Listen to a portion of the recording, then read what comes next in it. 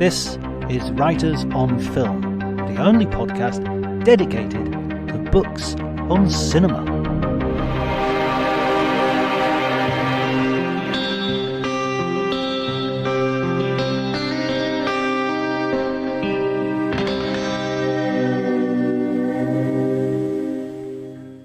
Hi everybody and welcome to Writers on Film. My name's John Bleasdale. I'm a writer and film critic, and today I'm going to be talking to Chris Yogerst, who is the author of a new book, The Warner Brothers, a biography of probably the most important family in Hollywood, certainly in the creation of Hollywood, from the silence on all through to the present day.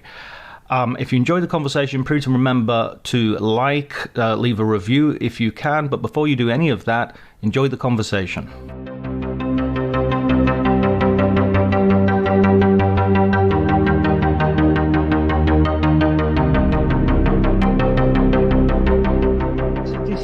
So obviously you're writing this book in the centenary of the studio. I've interviewed quite a few people in the last year or two. Sam Wasson doing with Janine Basinger, this sort of classical. We're going to go back to the beginning of everything, and I found your book. It gave me a really good overview of sort of the beginning of Hollywood and how connected everything is. Oh, it's incredible, and I'm glad you mentioned Sam, because I just did a talk at Book Soup in LA that he hosted for me, and he's fantastic, and he's equally as interested in every layer of the entire history of it, and the centennial thing, that was kind of a happy accident. I mean, the book took longer, or I shouldn't say took longer, but it was like I've as I've mentioned a lot, I wanted this book to be a biography of Harry Warner because I kind of wanted to make him more center, and then Pat McGilligan said you got to do all of the Warner Brothers because not everyone knows who Harry Warner is, and he's right. But what's interesting about the Warners, like you said, everything is so connected that by 1923, when they incorporated as Warner Bros, they are old pros, right? Like they ran theaters, they ran distribution chains, they'd been shut down by Edison and they started up again. Like they had been through it, man. They made movies and had successes and flops.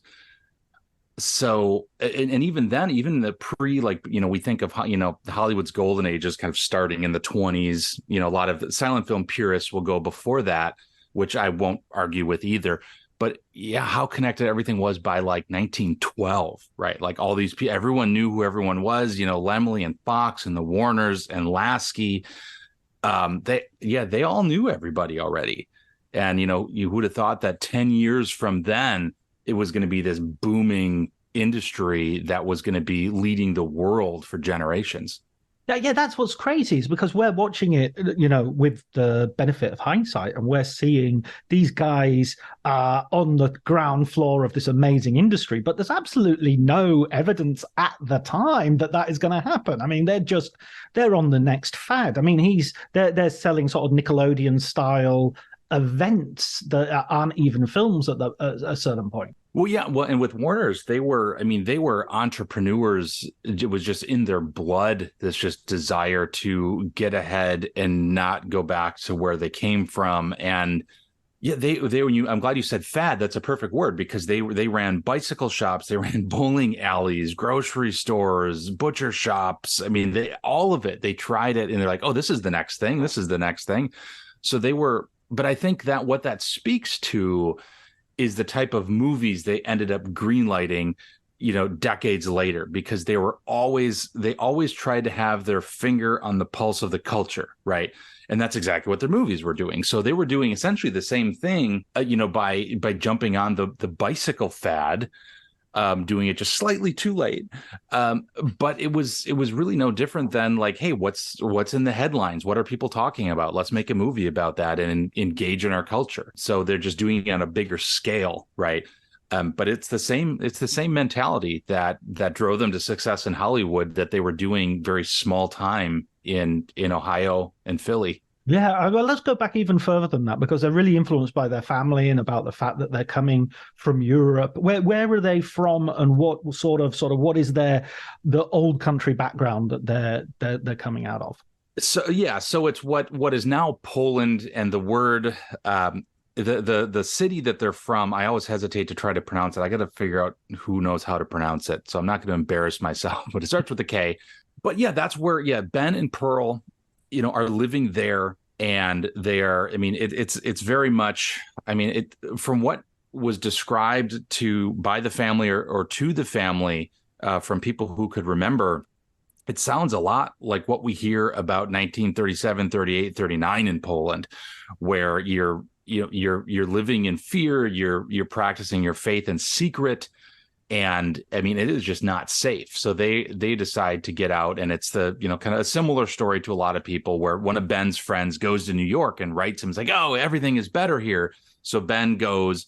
Of course, not everything is better. I mean, probably better than it was where they were. They could, practice their faith without fear of being murdered. But it's still, poverty, getting work is tricky.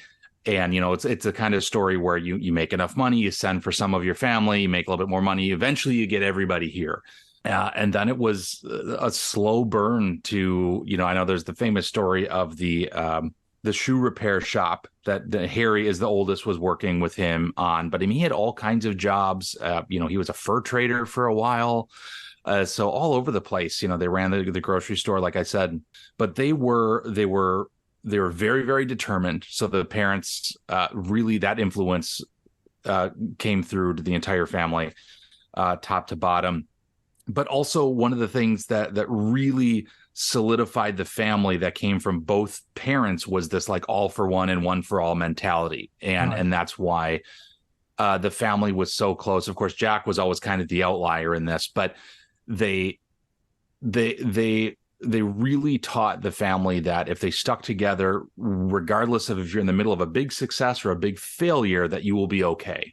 And it was this was kind of a leveling, it was a way to teach them, I guess what's the best way to put it? I mean, it was a way to weather whatever storm.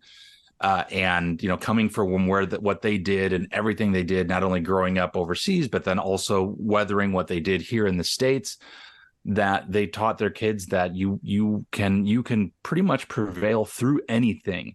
And this primed them for all of this national and internationally followed battles that they would be a part of throughout their career in Hollywood. Is this what appeals to you as the Warners as a story, as opposed to any other studio? Is this the thing that gets you? Because I mean, even when they're selling shoes, as you were saying, they don't just sell shoes; they repair shoes as you wait. I mean, that's a promise, that's a branding that sort of runs all the way through. Oh, their branding. Yeah, they were brilliant with branding constantly. And that's why I love the repaired while you wait, which, surprised, this banker, and then that, got them a foot in the door to get some support later down the road. But yeah, I've always been interested in the Warner Brothers because they're so different. I mean, they're in a lot of ways, they're the same as a lot of the studio moguls, right? A lot of these guys have the similar immigrant story. They were fleeing from their families or fleeing from something. They came here for promises of a better future.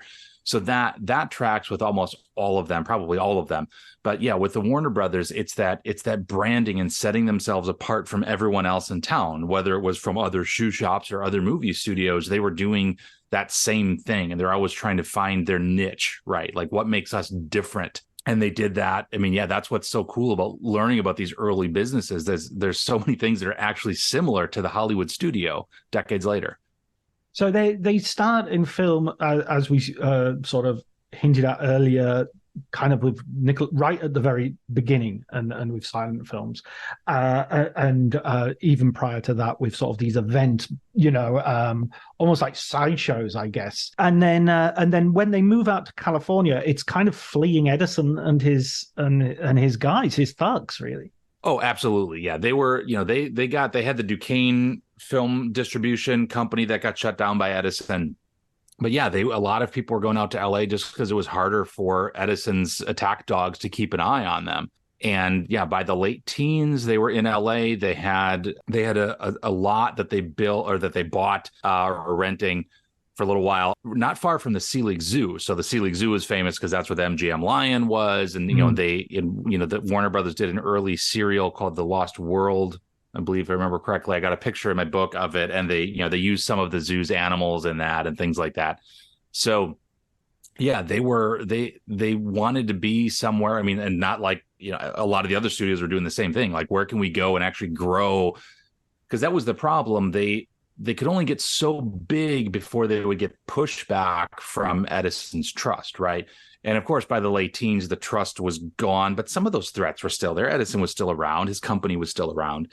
So you've got, how can we? I get the sense that a lot of the mentality with a lot of these founding figures was like, where can we go and get big enough that if anybody else comes after us, we actually have some weight to throw around. We'll have a studio, we'll have maybe a theater chain, we're going to have some successes under our belt, our name will grab headlines, favorable headlines, like that kind of stuff.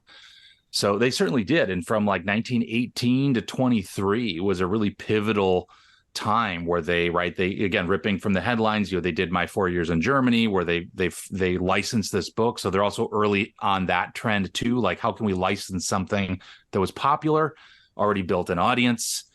And they make that, during World War I, right? So they're, this is something that's, in the headlines people are discussing over coffee. So let's make a movie about that. So they're doing that. They're also expanding during this time. They buy the lot in Hollywood, the Bronson Studios, and they start expanding that. So that is a big period of growth, the late teens, early 20s. And of course, they incorporated in 1923, which is, why the centennial is this year. But they did a lot leading up to that. So by the time they incorporated, they were very practiced in every part of the business. Absolutely. And it's interesting that idea of a Warner Brothers film begins to form at this point, and that, as you say, grabbed from the, ripped from the headlines story. And so at this point, what is the division of labor between the brothers? Who's doing what, and who's got the most power, or is it more, how's the fratrarchy? That's not a word, but well, no, we'll allow it.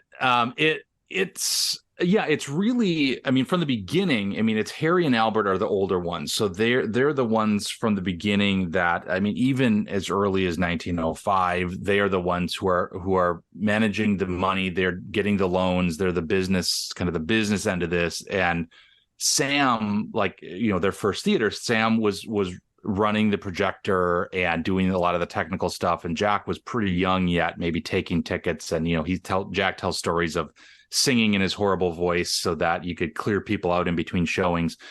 But by the teens, Jack and Sam were the ones that were, they, even before that, they were the ones who jumped from, when they had a distribution office in Pittsburgh, they went to Norfolk to open another one. Once we get past that, Harry and Albert are in New York running offices, and Jack and Sam are off either making films or distributing films in other cities. And by the time we get to LA, Albert and Harry are still in New York. And this is where we see the origins of what ends up becoming the norm in Hollywood, right? Where the studio bosses are in LA, and the parent companies and the studio presidents are in New York City. Right. So Jack and Sam is in LA. Jack spends a little bit of time in San Francisco, but when they start getting property in LA, it's really Jack and Sam that are producing movies. Jack likes to say that he was directing some of them, may or may not. I mean, they were early on, but it was really the division of labor was pretty much the production side, hands-on kind of stuff was Jack and Sam, and then all of the higher end distribution, money management, loan management, all of that was Harry and Albert. And how does it divide then in terms of who's getting how they're distributing the money? I mean, is that equitable, or is I'm going to have more salary because I got more responsibility, or how's that working out in the? That's a really good question that I don't have a good answer for, unfortunately. I'm guessing it was more or less equitable, just because I didn't see any battles over that, right? Because there probably would have been. But I get this, especially then. I mean, we're talking, 20s, 19-teens, 1920s. I mean, regardless of what they were making or if it was different, it was way more than everybody else in the country. this is becoming one of the biggest studios at this point. This is sort of one of the reigning studios, and of course, and this is where it goes back to perhaps one of my first questions, which is how everything's connected. No sooner these movies started, no sooner is the growth there, than they face this huge challenge of, wait a minute, are we going to transition into sound? Is that technically even possible? How is it going to work with the cinemas and the technology? Yeah, this was tricky, right? And there's all the story, and that's one of the things I want to do in this book too. I wanted to expand on Sam's story and who he was behind, we didn't just, it wasn't just like, hey, let's buy Vitagraph, and then the jazz singer comes out a year later. Like, this was a long process, and he really truly worked himself to death to bring this technology to market. But it's also important to remember that everybody was, almost the entire industry did not want sound movies. And even Thomas Edison, once he realized that the Warners were getting close to bringing this to market, he was in the press talking trash about the Warners. I mean, he didn't, and of course he was by this time he's the famous inventor, Thomas Edison, and he's like, well, I couldn't make it work, so it's a fool's errand to even try to do it. So there's a little arrogance there.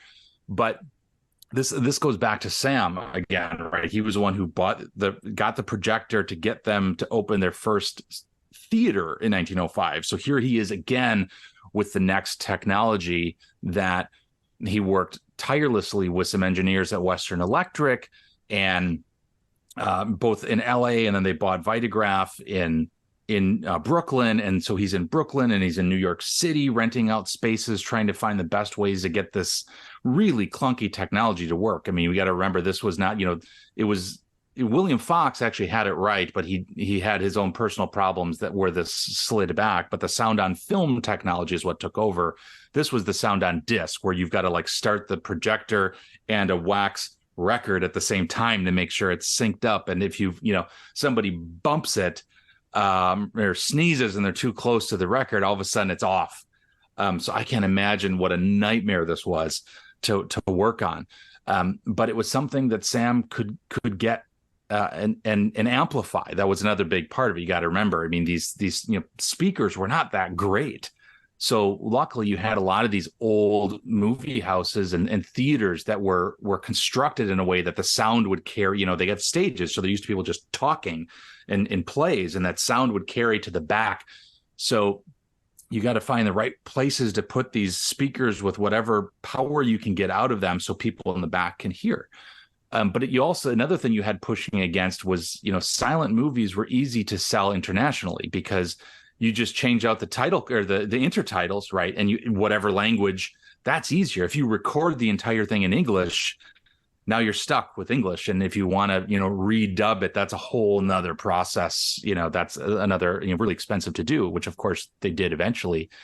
But it's an interesting story just because there were so many kind of cultural and economic layers pushing back against this technology actually becoming the norm. And here was Sam thinking like, no, we can do it. We can make this really awesome. And he did.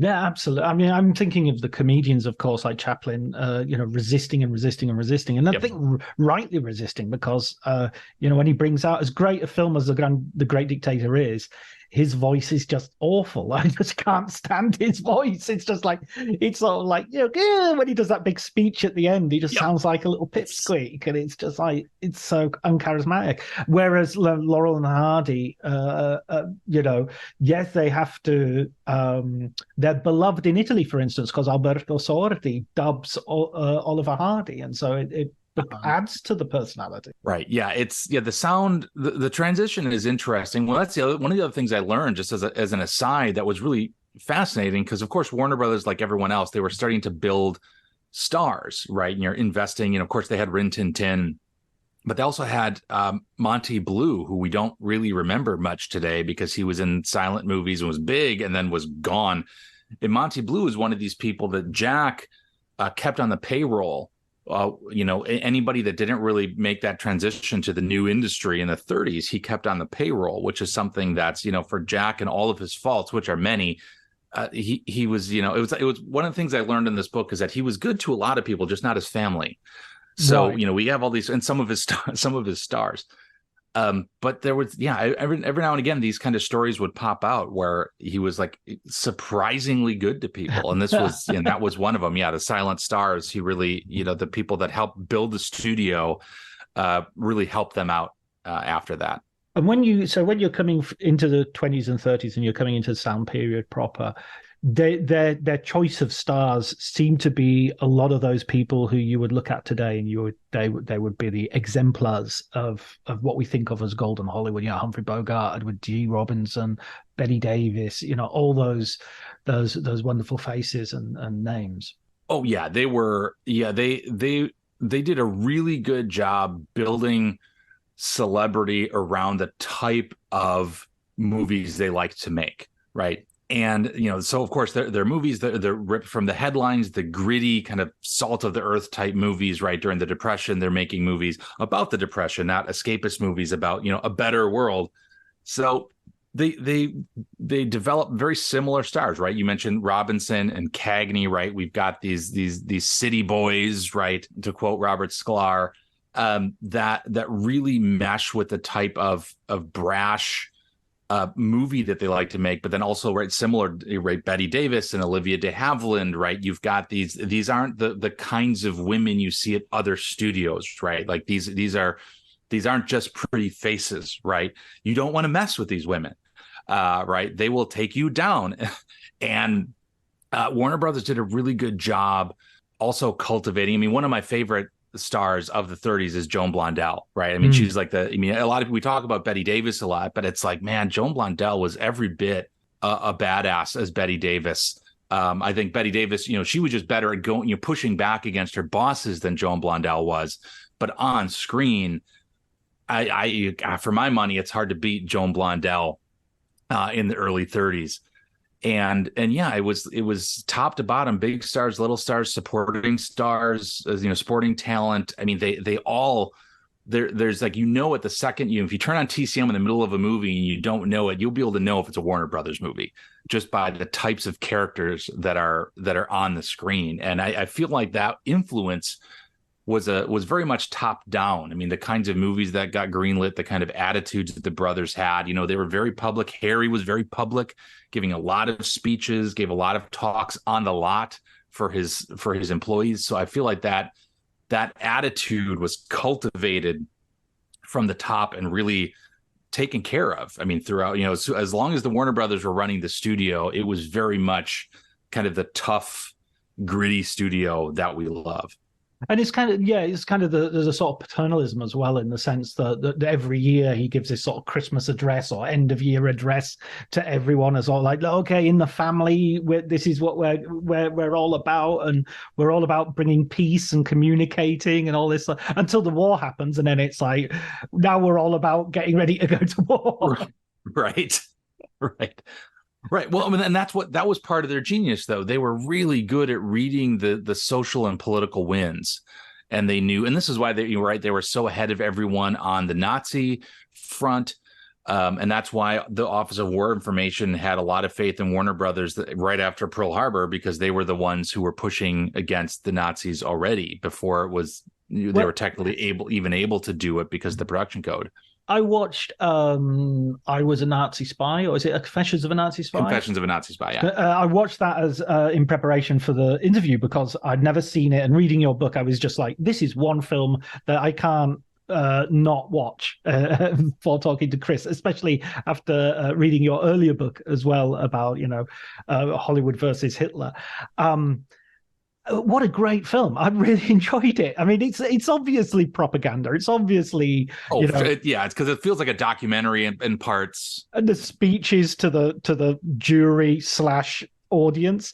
But I love the way Edward G. Robinson puts on his most British accent. It's sort of like the least, I mean, I don't know how to say this, to use a euphemism of the time, the least ethnic he can possibly be, as a sort of way of saying, look, I'm not speaking like an interested party here. I'm speaking like almost like James Mason or someone. Oh, for sure, right. And we know just from the archive documents that Edward G. Robinson wanted to do this movie as a Jew. Like he wanted, this was of personal interest to him. But and I'm glad you enjoyed it, because this is a movie I I've shown it in class too, and students have really surprisingly enjoyed it. I mean, I give them a lot of this background and production, and I give them a sense of what 1938, 39 was like. And then, that was 2 years ago. Last year, I did the same thing with Immortal Storm, the MGM film. They also enjoyed it. But it's a lot of these movies, and this is a great example, because that's what also draws me to Warner Brothers, because they're doing this with so many of their movies, where they are really engaged in what's going on in the world, right? Like, this was based on a real story. I mean, Jack Warner sent screenwriters to follow the Leon Theroux trial to understand this better and get some quotes and all of that, and make it into a movie. And I also always I've been pushing a lot for, if there's a 30s film that people haven't seen that I want them to see more of, Confessions of a Nazi Spy is great. I mean, you're right. It's pretty clear propaganda, but like a great film that has aged really, really well is Black Legion with Humphrey Bogart. Oh yeah, that's it's one of my favorite Humphrey Bogart, sort of little known Humphrey Bogart films. Right, that's packs such a punch today, and that's that was 37, so that that's a precursor to Confession of a Nazi Spy. But yeah, Warner Brothers has all these movies lining up to that, and then Nazi Spy. Once again, they're leading the industry, and now other studios start making anti-Nazi movies, because technically you couldn't do that because of the production code, right? You couldn't ridicule other nations, so this was tricky. But Warner Brothers said, "Screw it, we're going to do it." And then, of course, we get Mortal Storm and Great Dictator, right? We get Chaplin. We get everyone else realizes, maybe we can get away with this.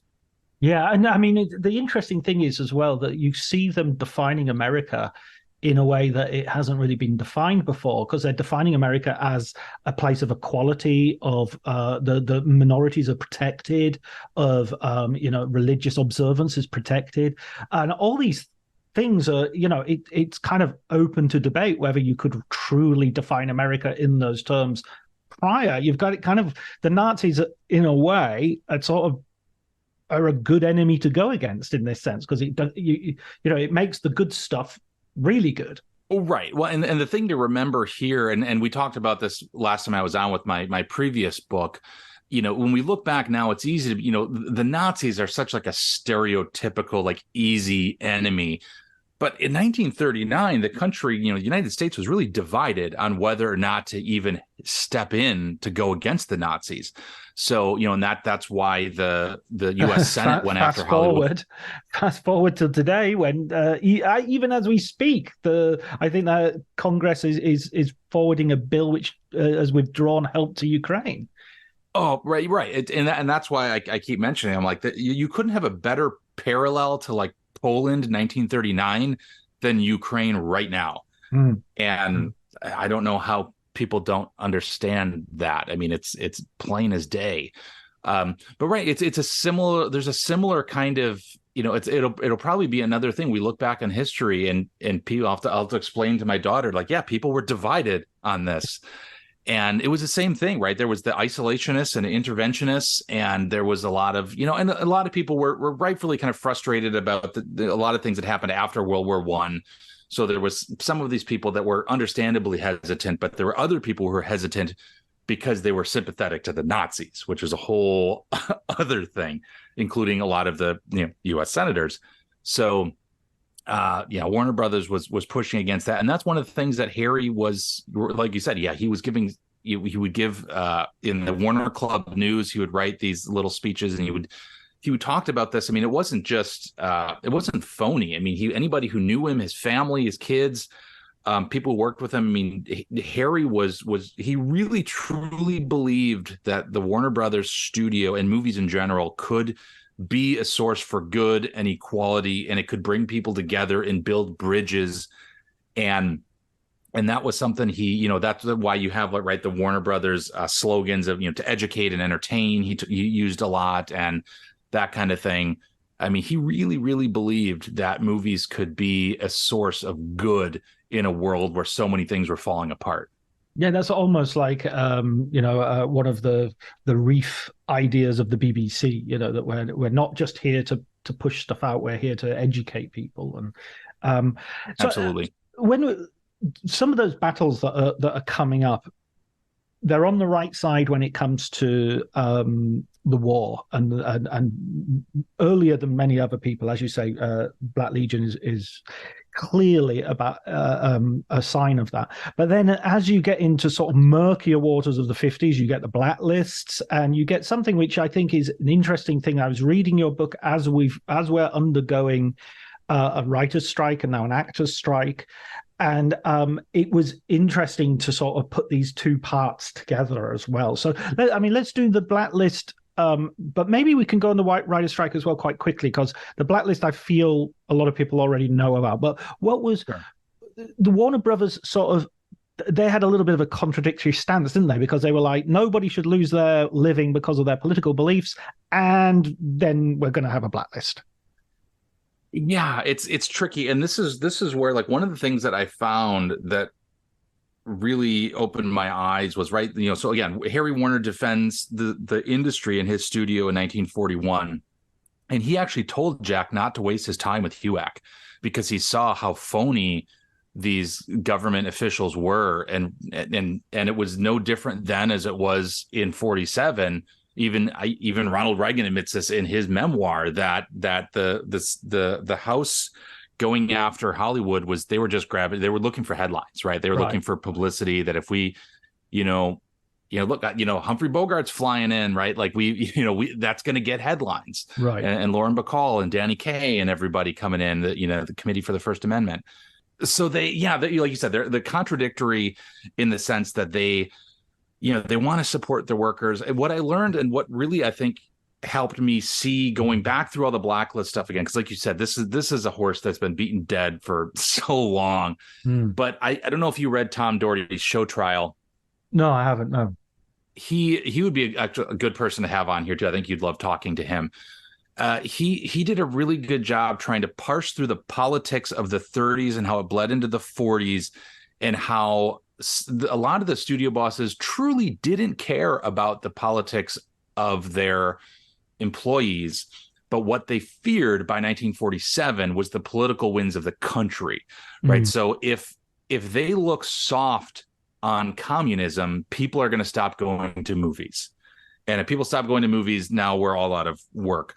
So he makes a really good case for showing that these moguls maybe were not as ideological with this as previous generations might have thought. Of course, this is the kind of thing that's so contentious that, decades almost have to go by before we can, see it clearly.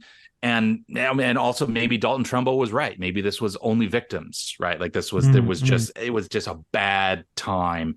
And I get that sense from Jack too. When you listen to his testimony and even read the closed door testimony he did before the public one, he seems scared as hell. Like he doesn't seem, and this whole like pest removal fund that my brothers will fund, that sounds so constructed and desperate. And even Walt Disney, right? You listen to his, and he's sitting there like he doesn't seem like, I want to dedicate my life to getting the commies. They seem frustrated. And, not that I agree with what they did, but it's, again, just trying to look at it as this entire industry put in a really tough spot because the U.S. government is going against them, and the entire political winds of the country are hinging seemingly on what Hollywood does right here and now, which is a terrifying spot to be in. I couldn't imagine what it would have been like to try to be saddled with that. And that's why it's just unfortunate that Harry was, he was old. He kind of had one foot out the door by the late 40s. And I think if he would have been subpoenaed, it might have been a little bit different, because I don't, because he had embarrassed the senators. So I think he wouldn't have been afraid of Thomas and Nixon in 47. Right. But it's a weird time. And long story short, I could babble on forever about this, but I feel like we can see it a little bit more nuanced today, where we don't have to endorse HUAC, but we can see that the studios were in a really, really difficult spot.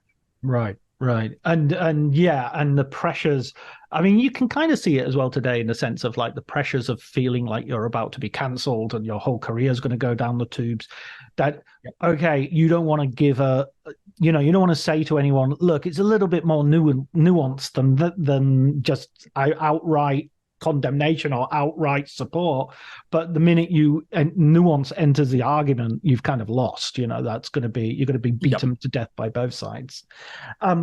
So moving on to the strike and something which is very relevant today. I mean, a tiny, I push back on the Hitler versus Hollywood book, so that I'll always push back a little bit on your books, out of love.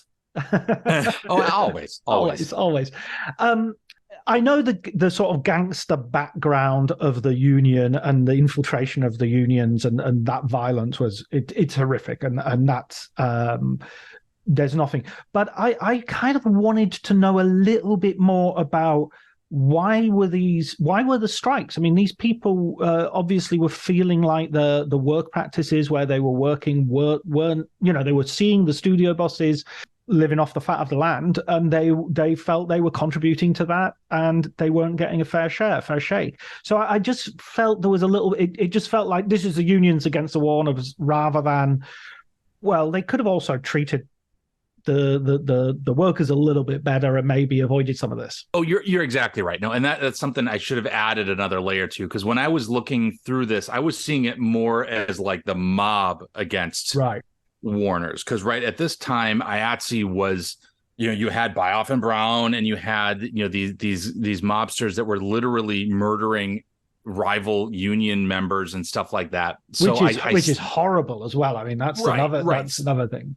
So that's kind of where my head was at when I was writing a lot of this part, where it was I'm looking at it as kind of a mob versus the studio thing. But you're absolutely right. I mean, the reasons for the strikes and the reasons they got so ugly, some of it was mob influence, but also some of it, I mean, this is right when you're talking 30s and 40s Hollywood.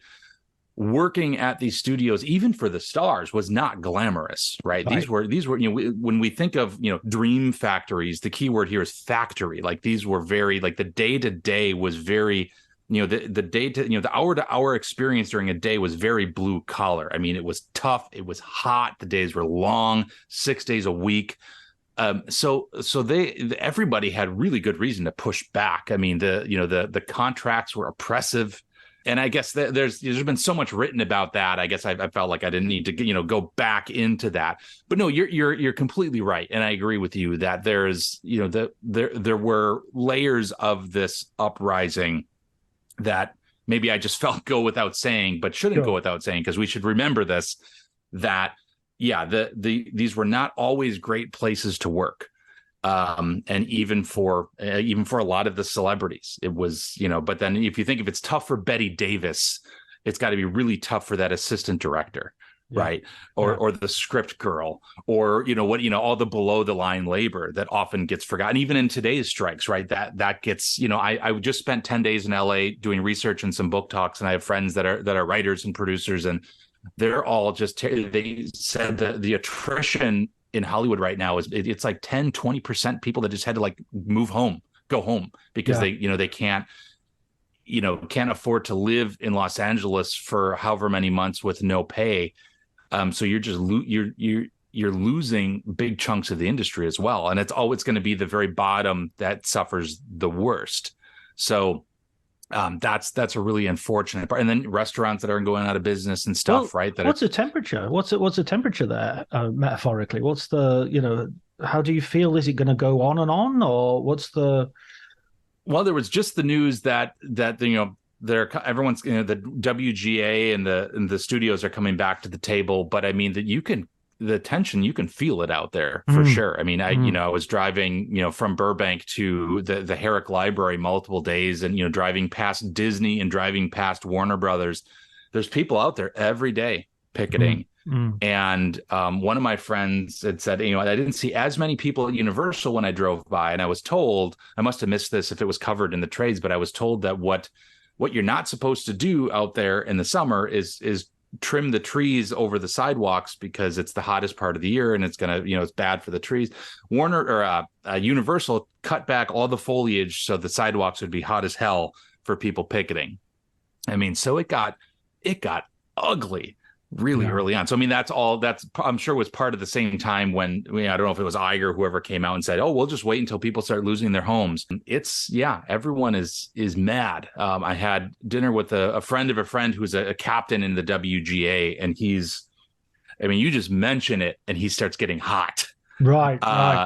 So it's it is very, when people talk about existential crisis in the press, when you go out there and you sit down at a restaurant, you could feel it.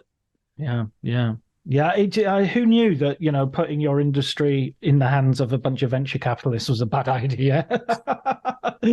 Right. Well, and that's one thing that has come up in recent weeks talking about this book. Is like, what was the difference between the Warners or the studios then?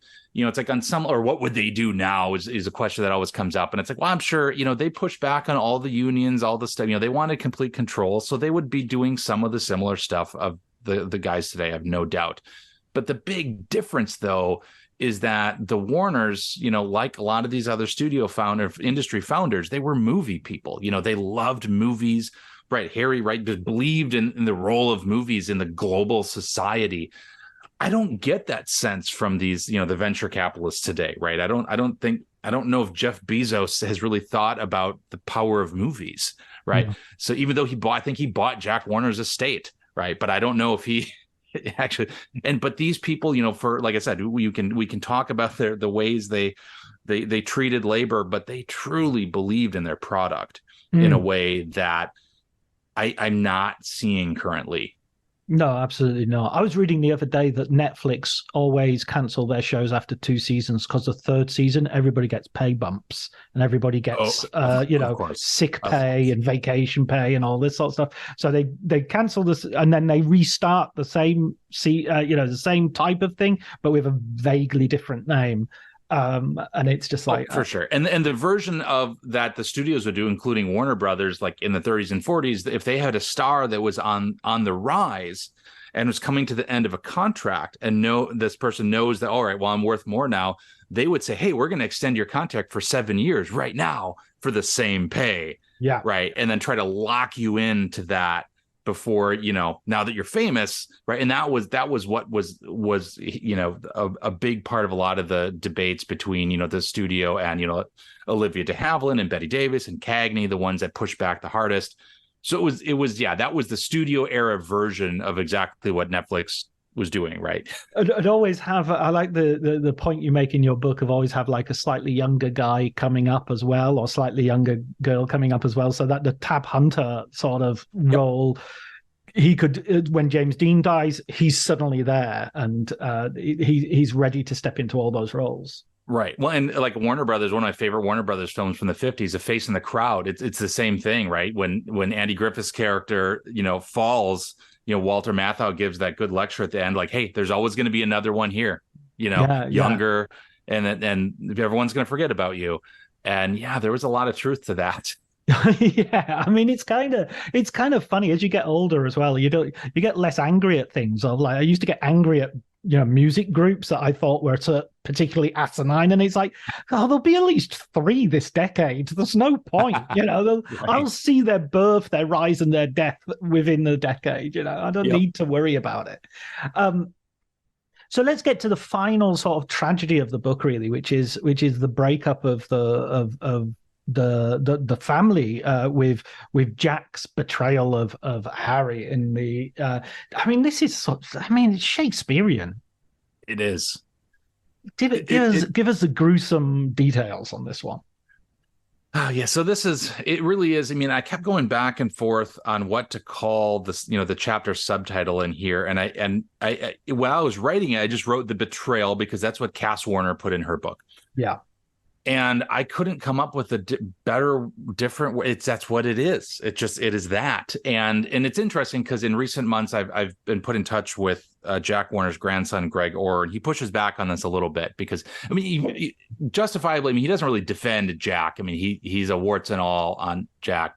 But he does make the point that, well, I'm getting ahead of this a little bit, but Jack would have been in the trades that Jack might have stayed running the studio. But basically what happens is, right, going back to the influence of the parents, this all for one for all, Harry and Albert and Jack and of course, Harry and Albert are a lot older and they want to retire. And they're like, why don't we sell our stock and we do it all together, just like mom and dad said we should. We stayed together. We built this together. We go out together, and it'll be the best ode to our parents. And they all agree, and they sell their shares. And what happens is, what Jack does is he takes a backdoor deal to buy his shares back, but not only to buy his shares back, but to take Harry's job as studio president. So this is, and again, Greg Orr, this was Serge Semenenko was the finance guru from out east that was shepherding this whole purchase. And it was in the trades that they're going to need, unlike today, they're going to need, we need a Hollywood insider to run the studio. Right. And so Jack's name had been floated. But what was different here was it wasn't that he was just running the studio, is that he got, he bought back into the company and then took Harry's job. And when Harry heard this, he had a heart attack from which he never fully recovered. He died 2 years later, but he had a heart attack hearing this. And that tells you how grave this truly betrayal was. I mean, I think Harry, Greg Orr, he makes a good point that, well, Harry should have seen this coming. On one level, maybe, but I think Harry he believed so much in his family that he thought that Jack would do a lot of things. Jack's going to run around on his wife. Jack's going to treat the rest of the family like garbage, but he's not going to do this. I really thought that he thought this would be a bridge too far, even for Jack. And I think that's why it hit him so hard. And it's heartbreaking to read. I mean, even just going through all this in the interviews and the press and everybody's stories and writing this, I almost felt like my own little bit of PTSD just going through it. Like, wow, you broke my heart, Fredo. You broke my heart. Absolutely. It was that. It was like, man, this sucks. This was so awful. I mean, it's King Lear, isn't it? I mean, it's like, I'm going to divide my kingdom and I'm going to go and retire, and then it's like, no, we'll accept it, but actually we're gonna do this in the background. Absolutely. And what's interesting about this too, I mean, going back to like really needing movie people on the studio. I mean, so Jack became the president of Warner Brothers, but he didn't move to New York to then, reign over the entire operation like Harry did. He stayed in LA as the studio president and still oversaw movie production and was watching dailies and weighing in on edits and greenlighting movies and all this and dealing with the censors, all of this stuff as studio president. So it's absolutely wild. There's another question I wanted to ask, which is, the Warner Brothers as a studio in some ways sort of epitomize how we culturally look at studios now. I'm thinking of like, you can't help but watch Barton Fink and see the studio head wearing a World War, a uniform, and the lawyer played by Tony Shalhoub, who I think he has the same name or is even based on the real life lawyer who got Errol Flynn off his rape charges. Oh, Jerry Giesler. Yeah. Geisler. Yeah. He's always people are going, "There's phone call for you, Mr. Giesler." Geisler. Yep. Yeah. Geisler. Right. And that's what's so great about this is the kind of stuff that is justifiably we should poke Jack about, right? Like he's, all these studio heads have some kind of service to the war through the Office of War Information. But they're not fighting overseas, right? But they still come back and they wear their uniforms, and like everyone had to call Jack Warner Colonel Warner and all this kind of stuff. And it really it's laughable, and it just shows a kind of arrogance that is just kind of funny. It's like, it's like when there was a service to the war, absolutely, but at the same time, there were actual movie stars that went, like Jimmy Stewart wasn't doing that. He was a fighter pilot, right? He wasn't going around telling everyone to address him by his military rank, and all this kind of stuff, his service rank. Lee Marvin was a sniper. Right. And he got dishonorably discharged, despite the fact that he was in combat and was wounded a whole number of times. Right. But I mean, even presidents sort of had something to do with the war. You don't see them parading around in uniform. Hopefully, well, actually, no. George W. Bush. That's sort of right. Yeah, you still have some. He was roundly criticised for that. He was sort of like, no, the president shouldn't be wearing a combat jacket. It's not his. That's beneath the. That's not how it should be. Yeah, when you're sitting as the president, right? Like you need to exactly separation. Observe your rank, I guess. Exactly. Yeah. That's amazing. I really enjoyed the book. I was so looking forward to talking to you about it, Chris, because I think as well, I loved your earlier book, but I really did want to see this broader picture, which this broader canvas which you're able to operate on. I am going to ask you for another recommended book, so you get an opportunity to recommend another book. Oh, recommending a book. This is always the hardest question, right? It is. There are so many. And I'm just trying to think of I'm just actually going back through. I rewatched Chinatown the other night, and I'm rereading Sam's book on The Big Goodbye. And it's like, I remember it being awesome, but it's like, wow, this is even better than I remembered reading it 3 years ago. Don't you hate him? Oh, it's so good. A little bit.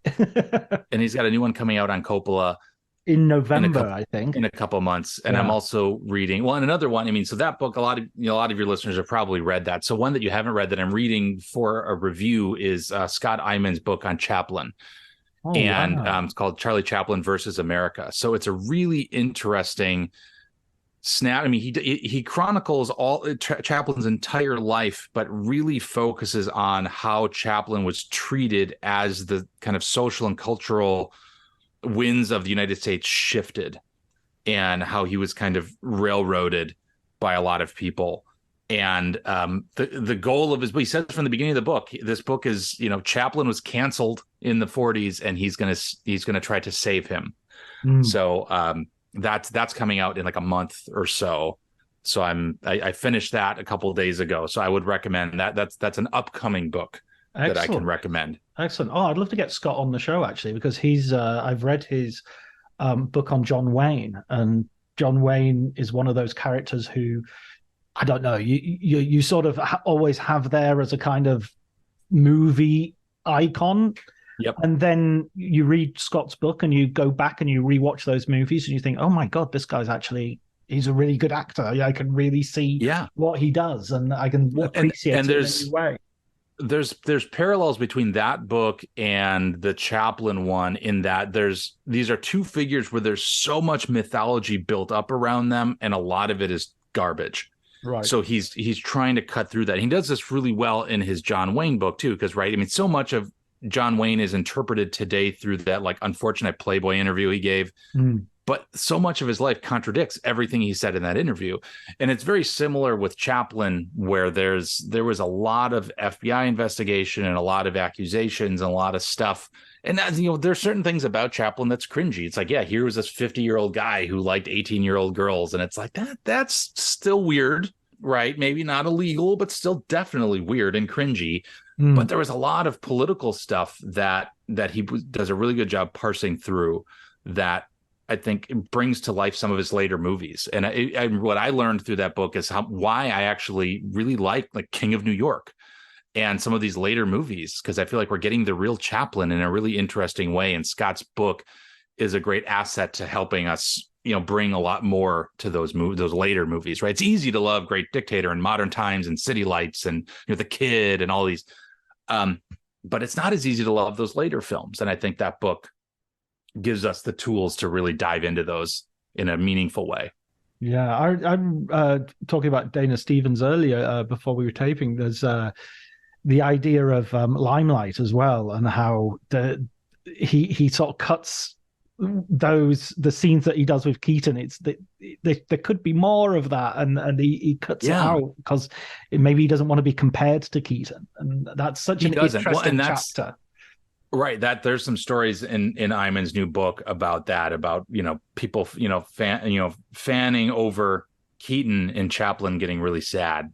Yeah. Thinking like, but I'm Chaplin. Yeah, but I'm here. I mean, Jeepers Creepers. I mean, there's you and there's Keaton, and then there's a long way down before you hit Harold Lloyd. I mean, Oh, those for sure. Yeah, no argument there. Absolutely. there's Absolutely. Keaton and Chaplin. It's a little bit like my favorite Stanley Kubrick film. It's whichever one I'm watching. You know.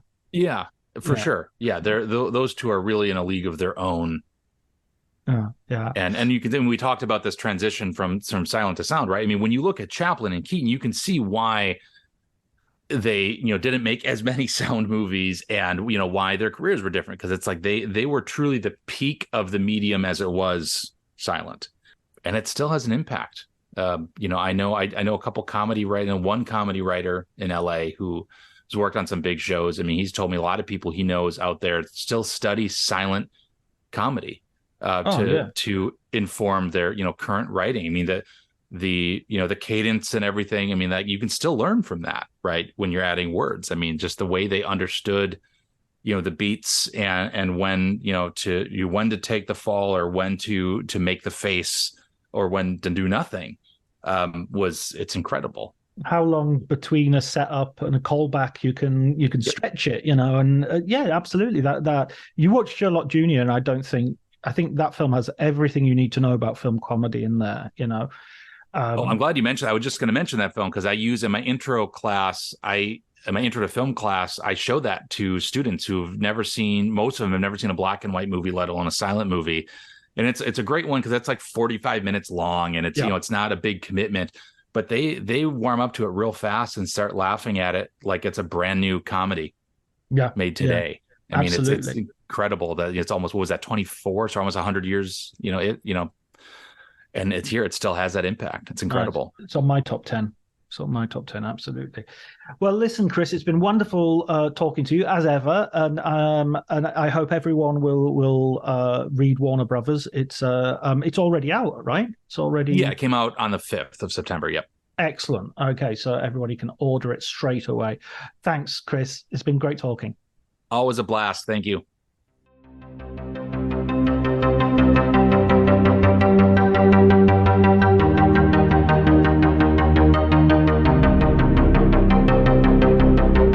That was me and Chris talking about Warner Brothers and issues they're relating. He recommended 2 film books. He recommended Sam Wasson's book on Chinatown, The Big Goodbye, as well as looking forward to his new book on Zoetrope Studios and the Coppolas, which hopefully Sam is going to come on. Book is due for release in November, so hopefully he'll come on sometime around then to talk about it. And he's also anticipated a book on Charlie Chaplin by Scott Eyman, a great biographer of John Wayne and John Ford, and a writer who I have hoped to get on the podcast for some time, and I'm happy to say I think he's going to come on and talk about Charlie Chaplin. So we've got that to look forward to in the future. Next week, Ian Nathan is going to be on the podcast talking about his new book about Clint Eastwood. So that's all to look forward to. But until then, listener, please take care.